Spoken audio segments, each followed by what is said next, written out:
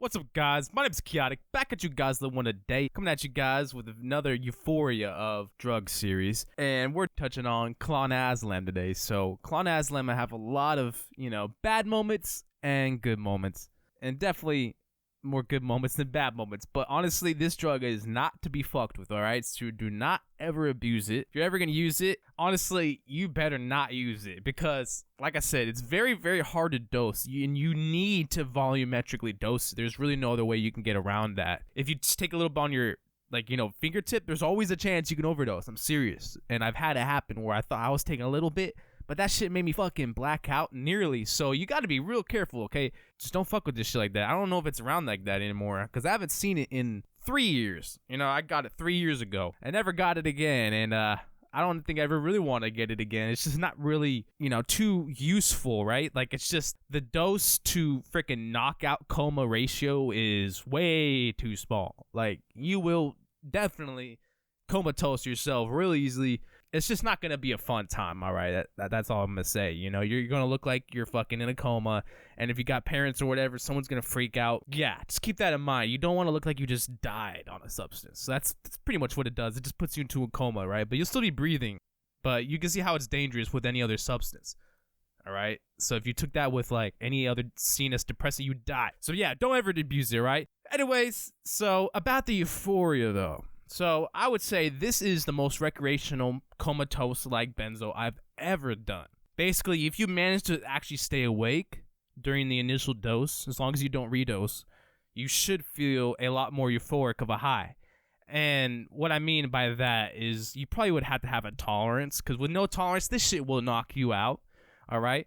It's not going to be for the faint of heart, all right? So it's going to knock you out. It's going to, punch you out, okay? It's gonna knock you the fuck out. Now, that dose that knocks you out, it's different for everybody because of the weight thing and the body to muscle ratio. It is what it is, but yeah, it's different for everybody, so I can't say which dose is more than likely to comatose you. So it's different for everyone. Like I said, some people might have a higher of a tolerance right off the bat because of their body weight, or not. So it is what it is. So back into the Euphoria. So the Euphoria about this shit is 10 out of 10 for me.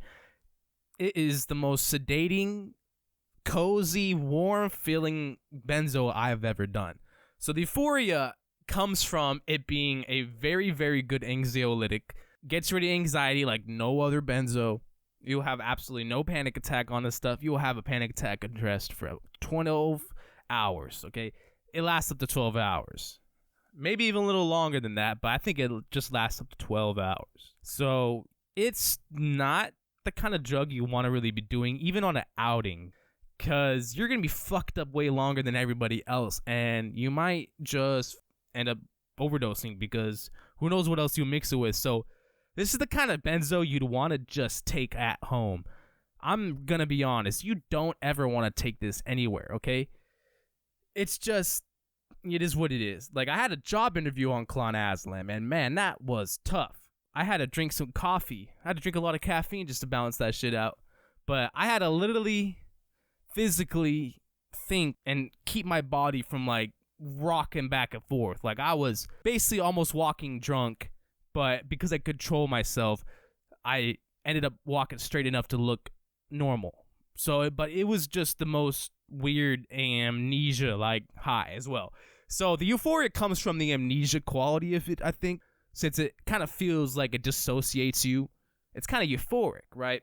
It's not a dissociative whatsoever, don't get that wrong, but it kind of, you know what I mean? Like how benzo kind of like dissociates you from your thoughts, just like a dissociative would, except it blocks it.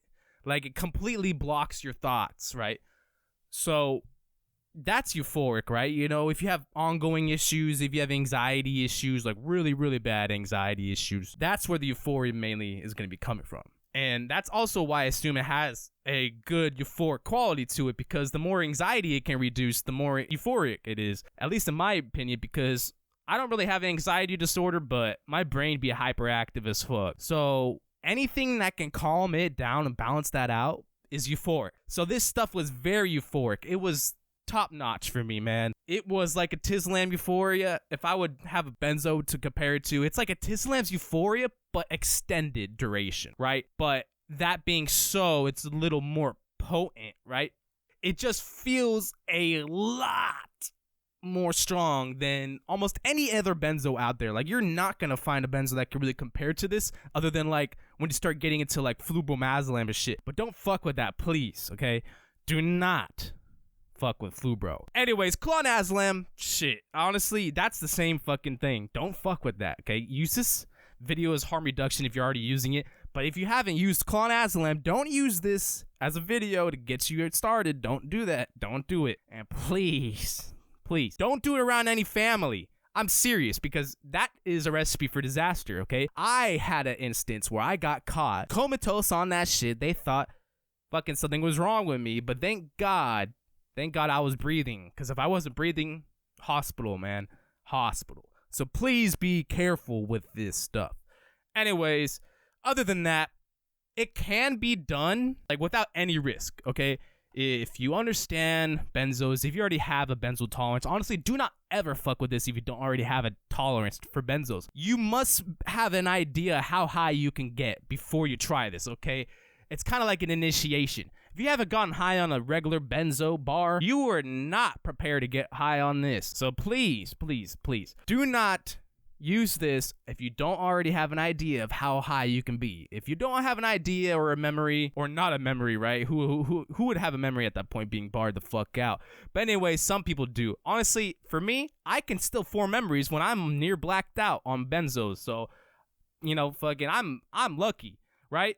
I'm lucky. I always have a hyperactive brain, so honestly, it's a lot harder for me to black out on anything. Alcohol, I remember like the times where I was so close to blacking out and I still remember everything. So it's really strange how that works for my brain, but that's just how I work. But anyways, yeah, if you have a high tolerance to not blacking out, clonazolam, you would be able to handle, I'll be honest, because I think it has something to do with how hyperactive your brain is. If you got really, really bad ADHD, clonazolam will help with that. Honestly, I'm serious. This benzo also had like a functional use for me. If I could manage to have energy on it, it helped me focus so much better, man. I just felt so nice and calm and cozy, like I said.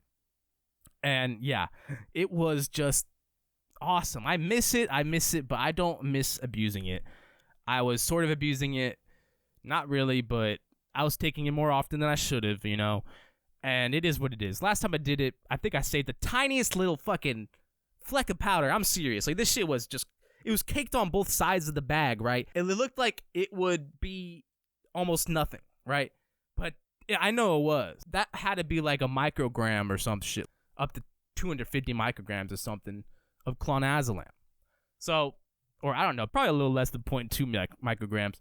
But anyways, you know, I was like about to take this shit. Man, dude, it was the fucking bomb this time, because this stuff, this tiny little bit, still got me high. So just to give you an idea of how high that shit is, tiny little fleck of this fucking powder caked on both sides, like someone handing you a fucking used cocaine baggie. But it looked like it was the tiniest little bit in the corner of the bag. So imagine the powder cake on the corner, the very corner of the bag on the left corner. And it was just the tiniest little looking fucking thing. And of course, when I licked that shit, it still got me high. So I'm just saying, that shit is just very active. Very, very active. Very close to overdose ratio. And you have to be careful, okay?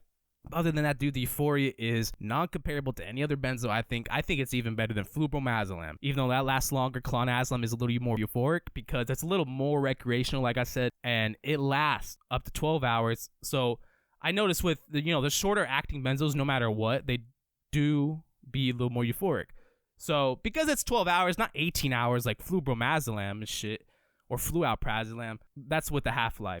It's a good drug, okay? The half-life is there as well. You will be feeling it after 12 hours, just so you know. It has a long half-life, like most of those other freaking hypnotic OLAM ending benzos. And you really, really have to watch yourself, okay?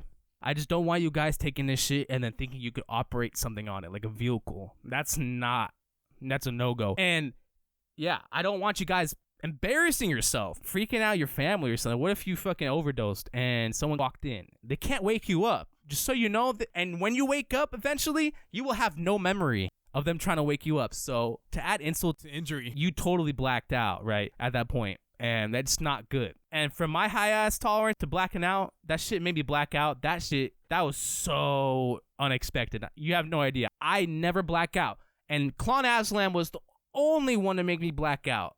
I even think with flubromazolam, I somehow had worked up a tolerance. I didn't even black out on that because I was watching my doses very, very carefully. And I was volumetrically dosing that. That was the number one difference between flubromazolam and clonazepam.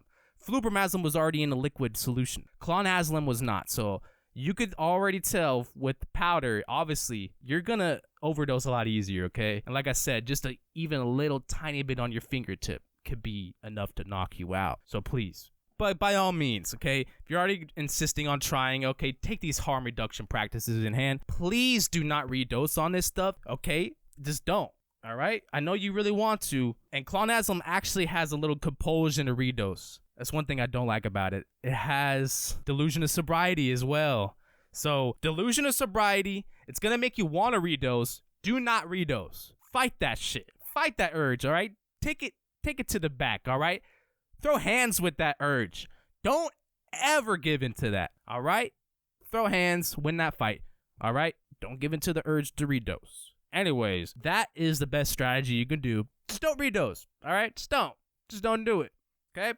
You'll save yourself from a lot of blackout. But anyways, yeah, the euphoria will be noticeable. Like I said, if you take enough to not knock out, you will notice it feels a lot like atizolam, kind of mixed with, I guess you could say, flubromazolam together, right? But except removing the flubromazolam's massive sedation, it's a little more energizing, but only in the right dose. And it's only energizing because, like I said, with ADHD, the hyperactivity is so intense that when you have something that kind of calms it down, balances it out, you notice you have more energy. It's really interesting. So I noticed this also had that effect because atizolam used to do the same thing. Yeah, it's more similar to that recreational kind of functional use, but very, very quickly it teeters over to bad stuff. So be careful with it and please watch yourself. And yeah, the euphoria is top notch. You will enjoy it. So I hope you guys enjoyed this video. Stay high, stay lifted, and I'll see you guys in the next one.